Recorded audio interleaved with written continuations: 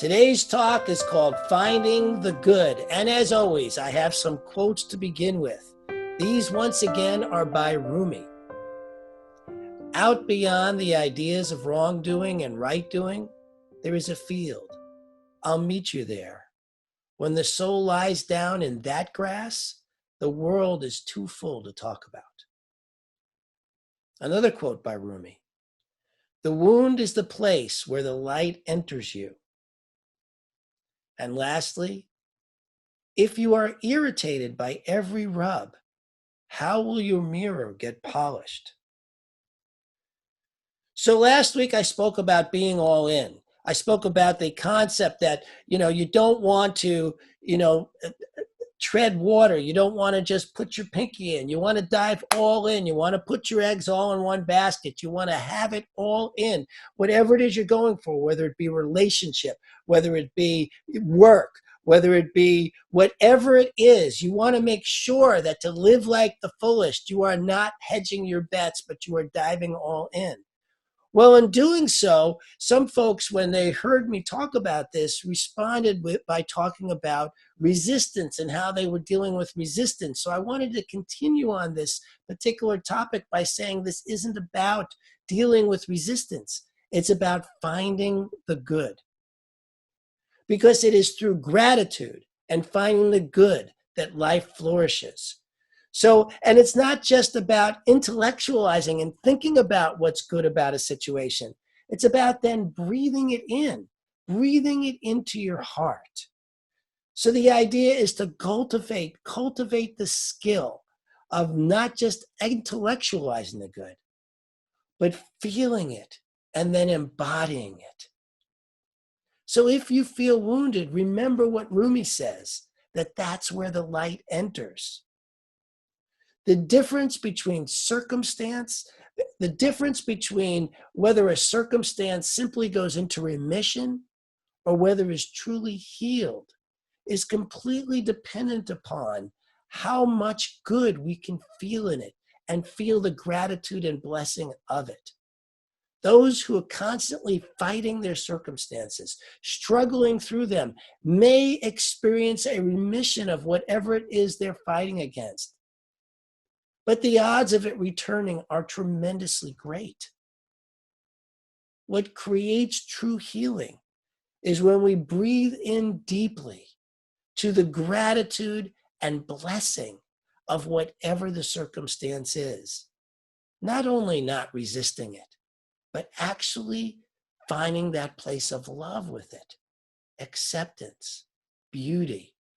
I have spoken with parents who have lost their children and listened to them speak of the greater good that has come of it. These people have made a tremendous difference in other people's lives. I have spoken to people who called their illness the greatest blessing of their lives. Now, these are folks who have had what others may call miracles occur, but they're not miracles. They're simply the natural and obvious outcome of prayer and gratitude. There was an article about two families that had lost their homes and all their possessions in a fire. News crews were there, and they interviewed both of them. And one of the families was completely devastated by what they thought was losing everything in the fire. None of them was hurt. They were all fine, but they were like, oh my God, we've lost everything. Our home is destroyed. We don't know what we're going to do. Another family, all their home and all their possessions were destroyed, but they too got out safely. Said, oh my God, how incredible it is that we're okay. We're fine. And what gratitude we have that we got out of there before anybody got hurt. The family with the gratitude. Guess who flourished the most from that place? Because what we focus on, we give power to. So if we are focused on the, oh my God, this is terrible, we are actually creating more terrible. If we're focused on, oh my God, look, we're alive and well, we create more alive and well. Now, finding the good is not always easy. Many situations are incredibly difficult, whether they be cancer or the death of a loved one, the loss of an income. These things are not easy to, or a car accident, which was a big one for me. I was in a car with my son when he was young. He was maybe 8 years old, 9 at the oldest at the time, and we were about to make a left-hand turn, and all of a sudden behind me, I saw a car barreling down at us, which turned out to be going about 50 miles an hour.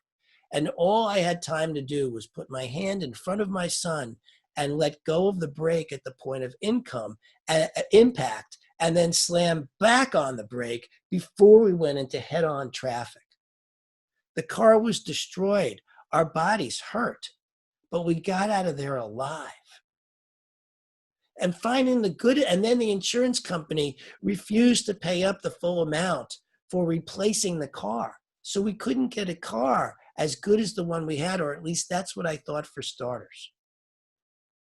But then I realized this was a really important moment to find the good in. And so I focused on the fact that we were alive. I focused on the fact that actually we were healthy. We needed a little bit of chiropractic work, but not a lot. I focused on the fact that my son and I were not tremendously traumatized by the event. And I focused on the fact that, of course, life gives to itself. And so ultimately, because of my willingness to find the good, we found a car with less miles that was better than the one we had for for the money that we got paid by the insurance company. So we came out of it in better shape than we were going into it. And because the insurance company paid for 2 years of chiropractic and work on our bodies were actually better for it too. We weren't hurt 2 years worth. And so we actually had the opportunity to improve where we were to begin with. Now, am I saying go get into a car wreck to have these things happen? No, but if that is what occurs, the beauty is to find the good so that then you're focused on the good. That's where you're giving the power to, so that that's then what you create next.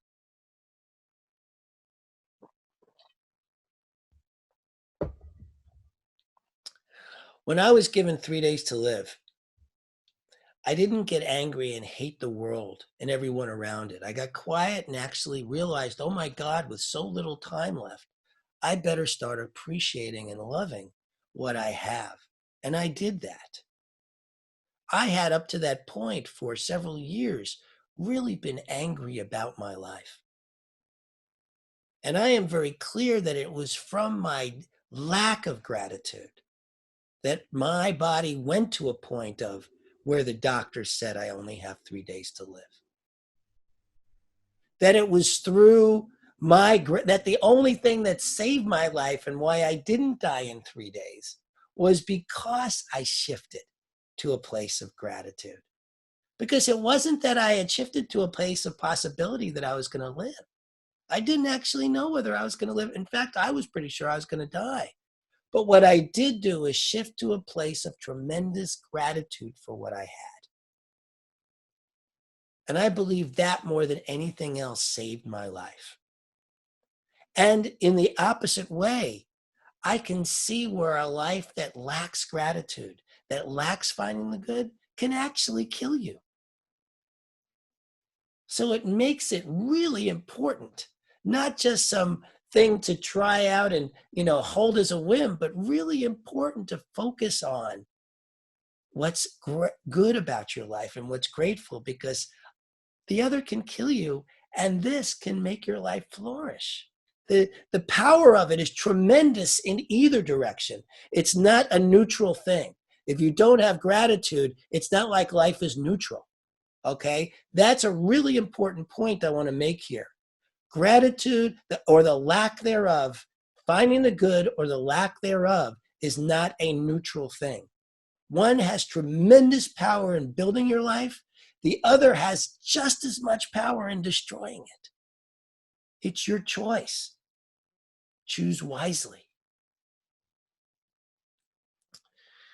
There was a man, an elderly gentleman who had cancer and was told he only had 3 months to live and needed to get his affairs in order. He decided instead to sell everything he had, return to his native Greece, and live out his days with his friends and family, just doing the simple things in life like taking a walk, sitting at the local cafe, and just pretty much waiting for himself to die. But he didn't. In fact, he got healthy and strong. And not that he went on some diet. It's not that he changed the things he liked to. I mean, what he changed was his entire life, and all he did every day was what he enjoyed doing. What he did every day was simply have great gratitude for his friends and family and the simple life he now led. And he wound up living another 30 years. I mean, the power of gratitude cannot be underestimated here in terms of its impact on your life.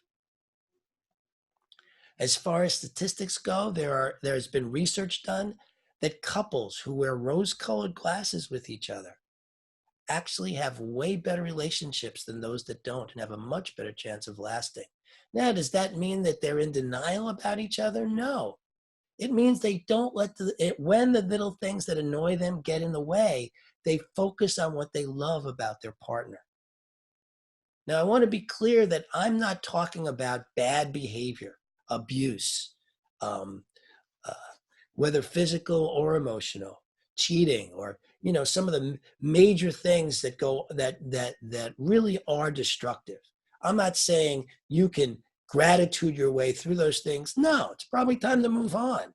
I'm talking about leaving the top off the toothpaste, leaving crumbs around the kitchen, not taking out the garbage, putting on the toilet paper the wrong way or not putting it on at all. Those kinds of things, when looked through rose-colored glasses, can change the face of a relationship into incredible beauty and magnificence. That's what's possible when you look for the good and find the gratitude in the life that you now have. Ernest Holmes tells us, no matter what the outside appearance, we must cling steadfastly to the knowledge that God is good and God is all. So the other thing we're dealing with here is in finding the good actually builds faith, builds our sense of knowing the divine. And in that, we once again are focused on building the power we truly want to have in our lives and building us towards our dream. Dr. Holmes goes on to say, if one will have faith in himself, faith in his fellow men, in the universe, and in God, that faith will light the place in which he finds himself. And by the light of this faith, he will be able to see that all is good. By the light of this faith, we will be able to see that all is good. So faith and finding the good go hand in hand with each other. Finding the good builds power because what we focus on, we give power to. So we can either give power to good or we can give power to not good. Dr. Ernest Holmes tells us the greatest good that can come to anyone is the forming within him of an absolute certainty of himself and of his relationship to the universe, forever removing the sense of heaven as being outside. So in finding the good, we find heaven within. In finding the good, we find faith in ourselves, humanity, the divine, in the universe. In finding the good, we build a life of our dreams. In finding the good, we have miracles occur that others might call miracles that are really just the natural outcome of gratitude, prayer, and finding the good. Thank you. I love you. You are the face of God. I hold you in my heart. You are a part of me. You are the face of God.